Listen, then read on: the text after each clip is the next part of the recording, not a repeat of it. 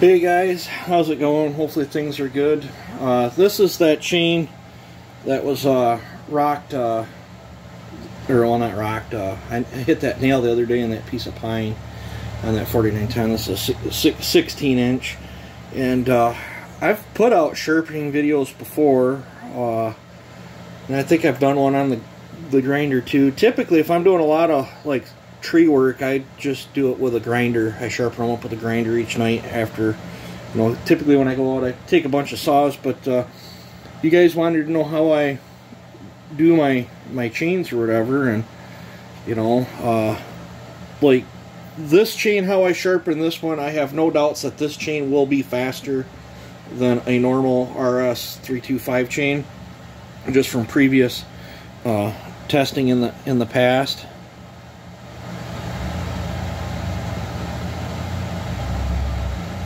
So it was done hand file. You know, nothing too crazy on it. This is just a good, what I call a good hand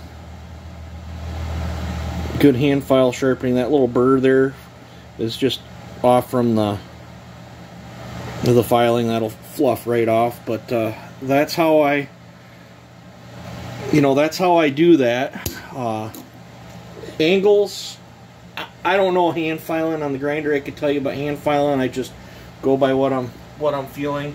And that chain was done with what is the size file of that? Can't hardly read it. That was done with a 3/16 file on that. To me, a 3/16 works really good on the 325s. Now this is a 325 as well, but this one was done with a 13/64s, but I can show you the same techniques. This is just going to give this one a much bigger C. I could probably switch this back over to the normal style, but seems how it's already done with a bigger file. I'm going to keep it with a bigger file. Is it faster? I really don't know. I've never really done any testing on that. But I think, let me look here, I think that's that'll be in camera view there for you. When you're going bigger like this, you got to push down and kind of, you're setting your new, I don't know what you want to call it. Some people call it the gullet. You're setting the new bottom gullet, and that sets your C angle, for your hook or whatever.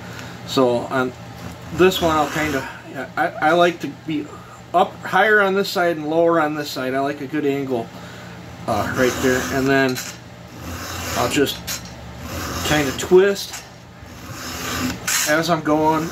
And you want to try to keep your chain, your file to the chain, to your tooth. Like as you're pushing through, you don't want to, this is an over exaggeration, but you don't want to see, you don't want to rock your file this way, because if you're rocking it this way, you're folding over your side edge, and then you're not having a flat top plate.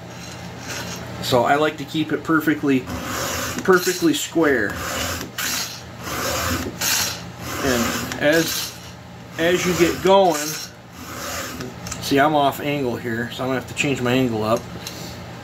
Need to bring her back just a little bit. There we go. And as you're doing this, you can see pretty much what you're doing. So I got that one. Here's one. I kind of actually went a little overboard on that one. Because this chain really wasn't that dull. Normally it just takes a couple swipes like that. And then here, well, I don't know if you guys are in view or not, but we'll just... And I'm not dragging my file. What you're hearing is just it skating back. It's just light pressure. So.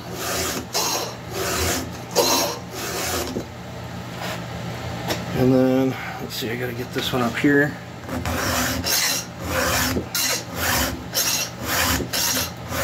And this is a,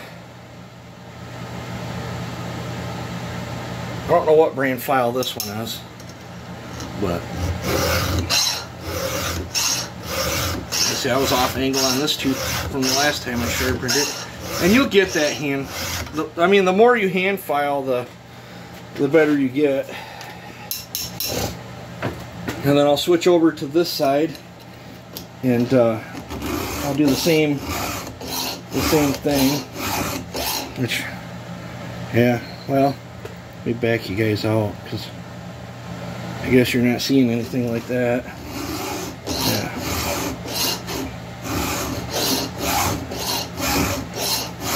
Like I said, take this stuff with a grain of salt, because I'm no professional chainsaw sharpener.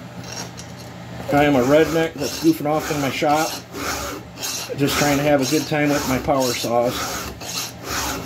So, you know, I know there's people out there that can do a way better job at sharpening than I can, but, you know, I don't think I do a bad job sharpening. Am I the best? Nope. So, you kind of get a feel, you know. Now, I'm not going to lie, I typically only hand file my saws that I'm, like, really wanting to cook through the wood or whatever. I typically grind most of my chains, you know.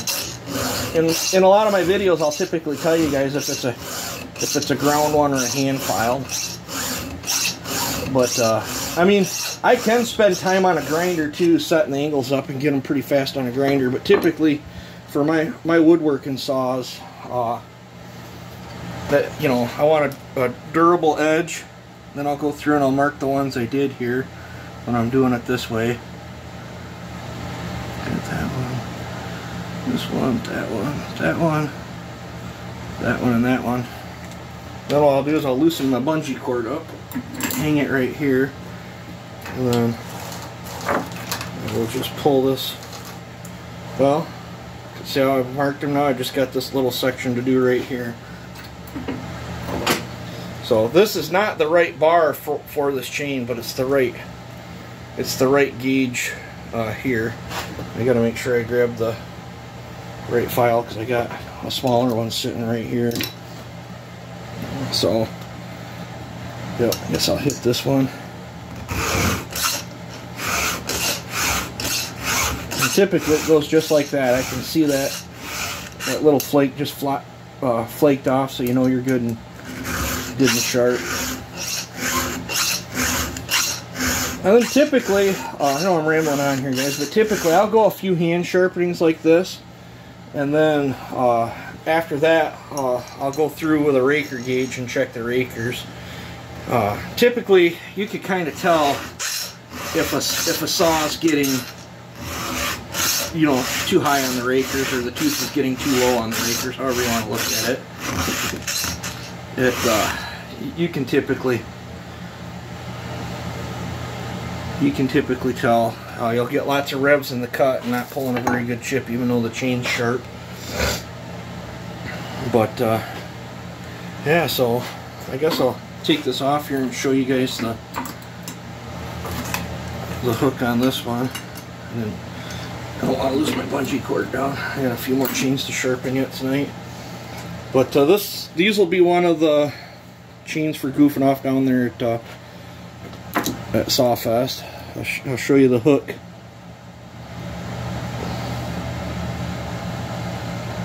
Well, see if I can zoom it in a little better for you guys. This has a larger C, and typically what I've noticed doing it with the larger C, this chain will probably bite and behave more closely to a 3/8 chain. But I'll tell you right now, I know for a fact that the one I did on this one, she'll cook too. I guarantee it, guys. But this will be like a goof off play chain, because like I said, every chain that is on a saw that I'm competing with down there will be new out of the box, unless I hit something the night before when we're testing and goofing off and stuff. If I end up hitting something, I might have no choice but to do a quick hand file and fix it. So that's how I do that. It's these are just the Mad Dog files. They're not bad. I'm not gonna lie though. I picked up a set of these Oregon 7/32 for 3/8, and I actually like filing better with the Oregons than I do these Mad Dogs. But I know there's lots of different files out there. But so yep, that's how I do hand filing. It's nothing special, guys. But if you guys take your time, practice smooth control moves, you'll get better at hand filing too. But you know, it is what it is. Zoom you guys back out. Check over here. It's gonna be a mess over here as well. But yeah, that's my parts washer. It's very easy to clean out. I used to have a big one, but I'm actually looking at getting one of them CBN wheels, but they're pretty expensive. I want to try a CBN wheel. I have to dress this one all the time. When it starts getting dirty like that, it's time to dress it again. And then everybody always wonders when I'm doing lots of chains, well, why do you dump them in a bucket of gas and rinse them off and then let them dry out? Well, it's so I don't load my wheel up. If that chain's all oily, I load the wheel up faster. But you can get, this is not a very good sharpener, but you can get a pretty good grind on one of these. I know there's some other ones that let you completely change a whole lot more angles on it and stuff. Maybe someday I'll get one of them. I'd like to get a square grinder someday so I can dabble in square ground chains, but till then we're just stuck with what I come up with on this stuff there. Yeah, so much for cleaning the porting bench the other few weeks ago or whatever. A few port jobs, and looks like I never even touched it. But so I'm gonna let you guys go. I got new chains here I got to put on saws. I got a few chains I want to sharpen. I got to do a muffler mod on a 620. I got rid of my Iron Horse style pipe on my 1620. I traded it for a bone stock muffler here. This is actually off a 590, but they will fit. All you have to do is put spacers here. The 620s have spacers right here, and I think that's because I think the exhaust port is a little longer on a 620, if I remember right. It's not much, maybe a 16th or an 1/8 inch or something like that, but that's why there's a difference. Well, I don't have one to show you, but that's the only difference between the 590 and the 620 is them spacers. I'll just stack some washers or find the junk muffler that I destroyed and cut the spacers off it and tack weld them onto this. But I'm gonna try to get a muffler mod done tonight for that, so I can get that on there, because if I got room I might bring that saw along with me. I don't know, who knows. As it stands right now, I got a whole bunch that's coming down with me, so you guys will be able to check out all sorts of stuff. But all right, have a good one. I've blabbered on here enough. You guys take it easy, enjoy.